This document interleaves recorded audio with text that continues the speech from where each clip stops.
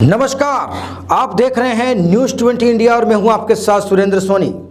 देखिए संवाददाता संतोष साहिवाल की खास रिपोर्ट। हिंदुस्तान की सियासत की बड़े पर्दे वाली फिल्म आखिरकार रिलीज कर दी गई। पता चल गया कि किससे बाहर किया गया और किन किरदारों को कौन सा रोल दिया गया।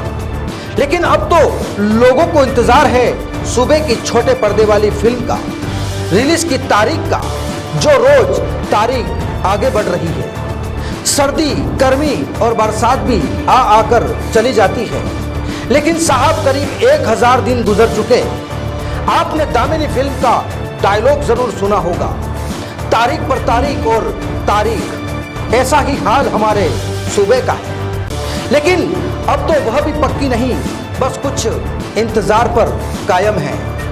यूं तो माहौल बनाने में राजस्थान के हमारे हुक्मरान राजनेता और उनके साथी हुक्मरान भी कम नहीं, लेकिन परेशान हैं तो नीचे वाले। बड़ी उम्मीदों के साथ सियासत के झगड़े में पांव फंसाए हुए हैं, लेकिन हासिल कुछ नहीं हुआ। हाँ, मीडिया में जरूर चर्चाएं हो जाती हैं। अब देखिए, पिछले दिनों सोनिया गांधी के दूत भी सूबे का पग फेरा लगाकर चले गए। उम्मीद यह थी कि यह केसरिया बालम आए हैं तो कुछ देकर जाएंगे, कुछ घोषणाएं होगी, लेकिन इस बार की तरह, हर बार की तरह इस बार भी देकर गए तो सिर्फ भरोसे का डमरू। न राजनीतिक नियुक्तियों की बात हुई और ना ही मंत्रिमंडल विस्तार की चर्चा। हाँ, देर शाम मुखिया ने जरूर शगुफा छेड़ दिया। बताया गया कि सूबे में अब उच्च सदन बनाया जाएगा। दरकिनार महसूस कर रहे कुछ माननीयों को विधायक बनाया जाएगा, लेकिन कब, इसका भी कोई पता नहीं।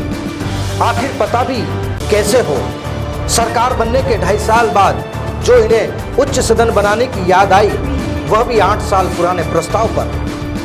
खैर, अब इसे शगुफा कहे और क्या कहे। जब दूसरी ओर दिल्ली दरबार में विस्तार हुआ तो इन साहब ने भी किया हुआ वादा निभाया, और निभाते भी कैसे नहीं, आखिर वादा जो किया था।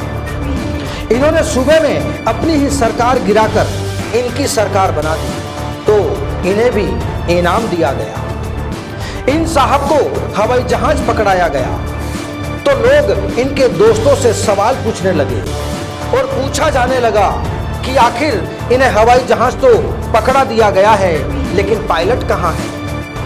चर्चाओं ने जोर पकड़ा, इस दीवान ने इसे ये ज्यादा छा गए। इनके साथ राजस्थान के इन साहब ने भी शपथ ली। मोदी शाह के करीबी इन चुनावी रणनीतिकार को भी बड़ी जिम्मेदारी दी गई। पार्टी संगठन में खास जगह बनाने वाले ये साहब अमित शाह के करीबी बताए जाते हैं। हालांकि राजस्थान में पार्टी संगठन में पूर्व मुख्यमंत्री वसुंधरा राजे के साथ भी इनके कामों को याद किया जाता है।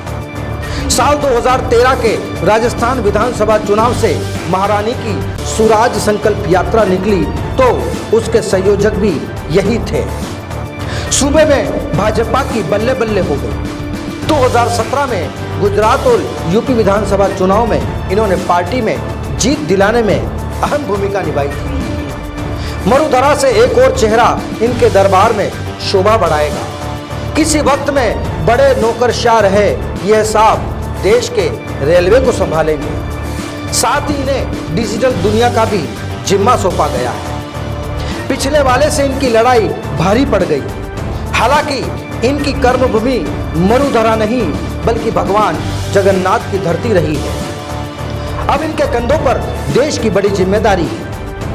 बहरहाल केंद्र का मामला तो सुलझ गया, लेकिन सूबे का पेच तो अभी भी फंसा हुआ है। यह साहब अभी भी किसी किरण की उम्मीद में है। हालात सिर्फ इधर ही नहीं, बल्कि उधर भी गंभीर हैं। ऑडियो बम के बाद ऑडियो बम आया, लेकिन अब विरोधियों को खुली चुनौती के साथ। राजस्थान के सियासी कहानी का यह अंत नहीं, बल्कि शुरुआत है। बस कुछ वक्त बाकी है, जिसके बाद वोटों की बारिश होगी। किसी की झोली भरेगी और किसी की खाली, यह तो वक्त बताएगा। लेकिन हाँ, इतना जरूर है कि आने वाले वक्त में जो एक दूसरे पर आरोपों की बारिश होगी, वह पब्लिक के लिए किसी 3R स्टोरी से कम भी नहीं होगी। Bureau report, news 20 India.